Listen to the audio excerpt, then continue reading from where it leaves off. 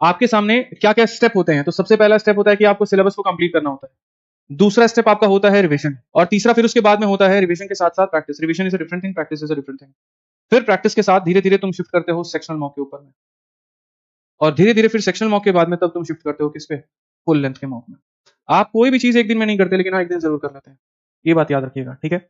आपका ये जो पढ़ा है धीरे धीरे सारे पर आना है। तो सबसे पहला जो काम करना है वो आज से, अभी से, मतलब जा करके, कि कल से आप अपना एक शेड्यूल बनाना है, ठीक है। पॉइंट नंबर 1 आपको नोट कर लेना है कि भाई मेरा एक फिक्स रूटीन बनना चाहिए, ठीक है। रूटीन में ऐसा हो कि एक स्लॉट के हिसाब से बनाना कभी रूटीन, ठीक है। मैं आपके सामने लिख देता हूँ कि एक फिक्स रूटीन आपका हो जाए, जिसको आप डेली टाइम टेबल भी कहते हो, रूटीन भी कहते हो, वो सारी चीजें।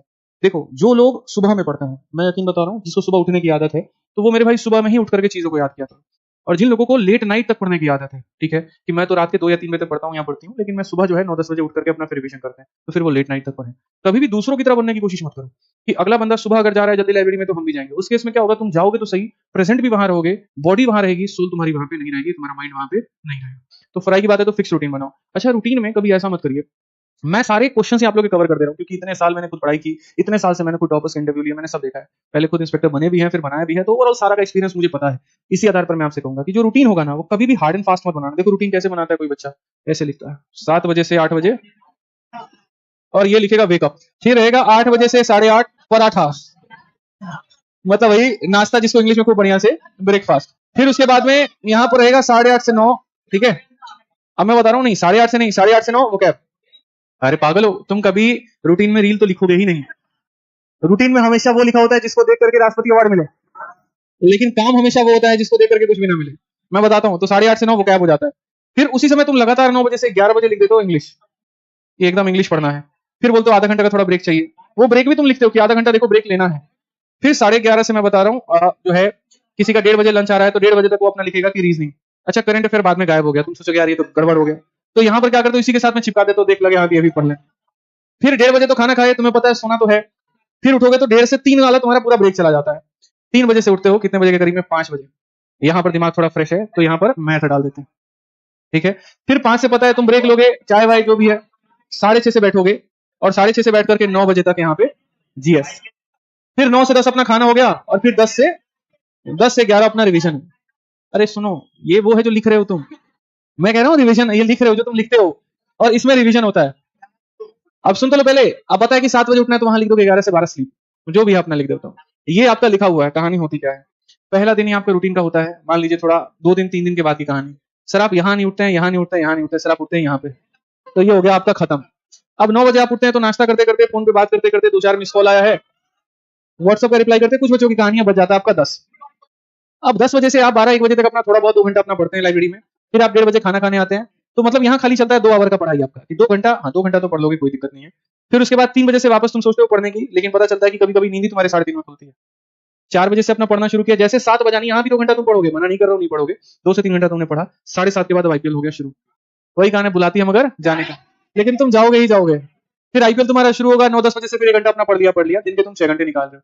तो इसका नुकसान क्या होता है, अभी आपको ये चीजें महसूस नहीं होती हैं, अभी यहाँ पर जो है ना, बड़ा ठीक है, जैसा तैसा चल रहा है चलेगा, लेकिन इसका एक लॉस है, एक साइंटिफिक लॉस है, और बहुत बड़ा साइंटिफिक लॉस क्या है, आपने अगर मान लीजिए कि अपना तरीके से रूटीन नहीं बनाते हैं, तो सर देखो एक एक टाइम होता है जिसके नीचे यदि आप पढ़ाई करते हैं तो आपका वो पढ़ाई किसी काम का नहीं होता।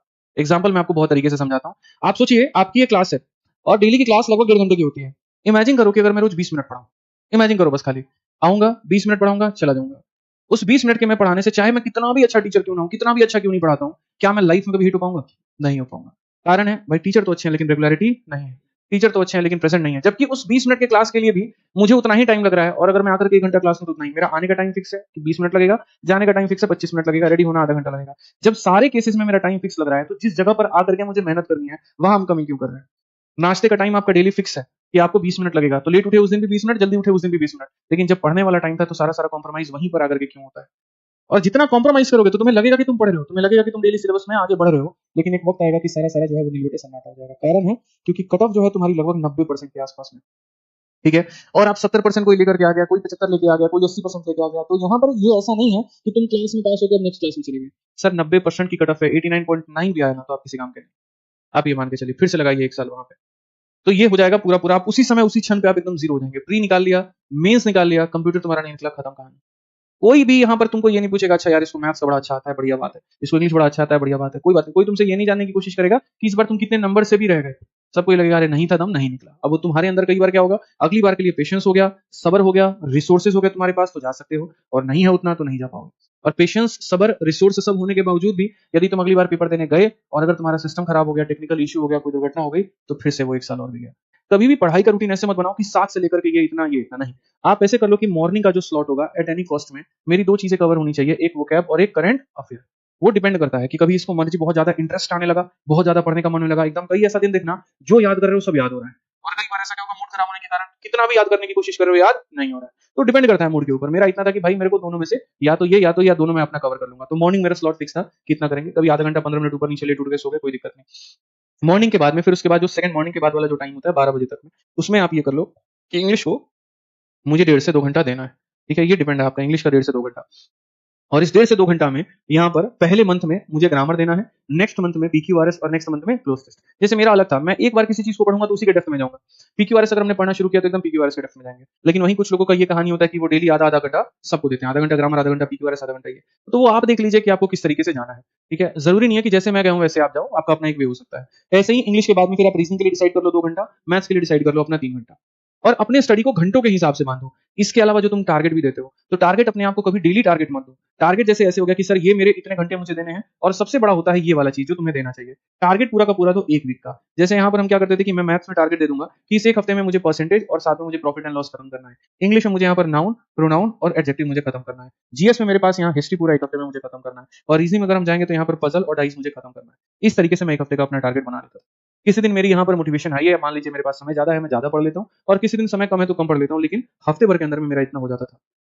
तो जितना भी सिलेबस था उसको मैं वीक वाइज वहां पर बांट दूंगा, और वीक वाइज मैं उसको कंप्लीट करने की पूरी तरीके से कोशिश करूंगा कि यार वीक 1 में ये, वीक 2 में ये, वीक 3 में ये, वीक 4 में ये, इस तरीके से करके हम पूरा पूरा कवर अपना कर रहे हैं। आप भी इसी तरीके से अपना वीक वाइज पूरा निकाल करके अपना कवर करने का कोशिश करिए।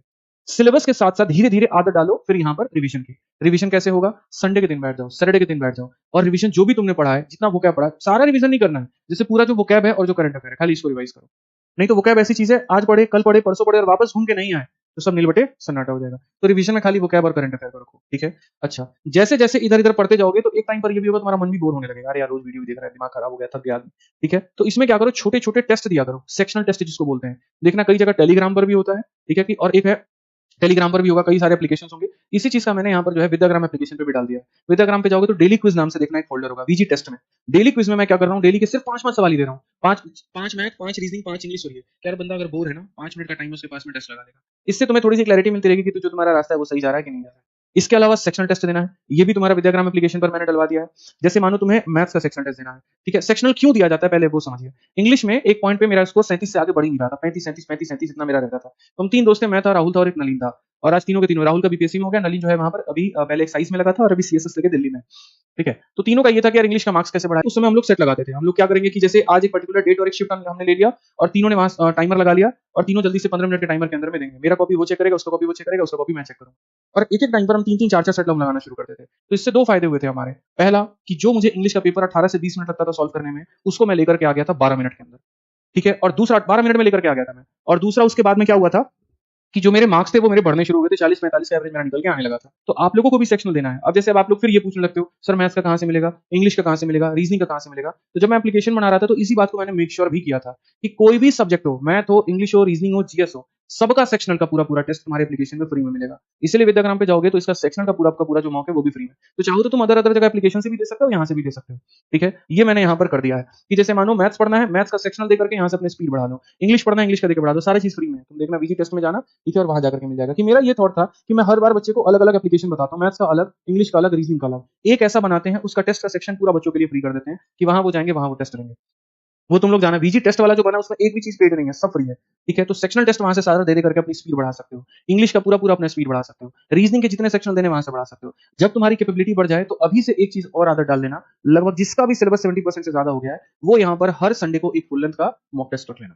अगर कहीं पर लाइव कोई कंपनी करा रही है, कोई भी कंपनी करा रही है, तुम्हारी अपनी इच्छा है तो या तो उसका लाइव टेस्ट वहां पे दे दो, नहीं तो अपने पास में कोई मॉक टेस्ट अगर परचेस करके रखे हो तो ये दे देना। संडे को इसको फिक्स कर लो, और अभी से कर लो अगर तुम्हारा सिलेबस 70% कंप्लीट है तो। इसीलिए मैं कह रहा हूँ, बताता हूँ क्यों। हो सकता है तुम्हारी बाकी चीजें खराब चल रही हो सकता है तुम्हारी बाकी चीजें गड़बड़ चल रही हो, हो सकता है यहाँ पर कि तुम इस तरीके से अपना रूटीन बना के नहीं पढ़ पा रहे, लेकिन जब तुम टेस्ट दोगे और जब तुमको वहां दिखेगा कि तुम्हारे 110 नंबर हैं, तो भाई वहां तुम्हारी पढ़ने की आग लगेगी।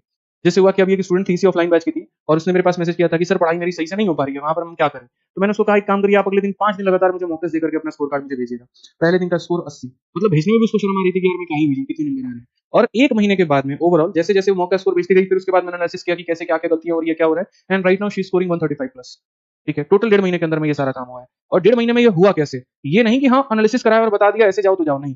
1.5 महीने में जब उसने खुद मॉक टेस्ट देना शुरू किया, जब उसको दिखा कि भाई 80 नंबर मेरे आए, फिर 85 नंबर आए, तो उसको खुद में फील होना शुरू हुआ कि यार इतने में मेरा काम नहीं चलेगा। फिर उसके बाद उसने लाइब्रेरी ज्वाइन किया। ज्वाइन करने के बाद में उसकी सिटिंग आवर्स बढ़े, जहां पहले वो सिर्फ 4-5 घंटे अपना पीजी में पढ़ाई कर रही थी, उसने लाइब्रेरी में 8-8 घंटे 9-9 घंटे अपना पढ़ना शुरू किया। जब आप पढ़ना शुरू करते हो तो आपका सिलेबस कंप्लीट होना शुरू होता है, और सिलेबस कंप्लीट के साथ साथ फिर रिवीजन होता है, और रिवीजन होगा तो डैम श्योर है कि आपका मॉक का स्कोर बढ़ेगा ही बढ़ेगा। अभी जहां इस बार लग रहा था कि इस बार के सीजन में उसको कुछ नहीं होने वाला है, और बड़े आराम से she will come with flying colours, वो अच्छा नंबर लेकर के आएगी, प्री उसका निकलेगा ही निकलेगा। और मेंस की तैयारी मैंने अभी से उसकी शुरू करा दी, इस तरीके से करके तुम ये वाली चीजें, ये वाला चैप्टर अभी से पढ़ो, और मेंस की तैयारी अभी से शुरू हो गई है, इसलिए उसको प्री में एच भी मिल रहा है। तो ये तुम संडे का मॉक टेस्ट किसी भी हाल में मत छोड़ना, तो मत छोड़ना, अपने दिमाग में इस बात को डाल के रखना। और अभी से गोल्डन टाइम है तुम्हारा, अभी से लग जाओगे तो इस बार का प्री बड़े आराम से निकाल सकते हो, कोई ऐसी चीज नहीं है कि जो तुम्हारा नहीं निकलेगा। बाकी तो भाई देखो, मैं एक शिक्षक हूँ, एक मेंटोर हूँ, एक भाई हूँ, जितना हो सकता है मैं आपको उतना समझा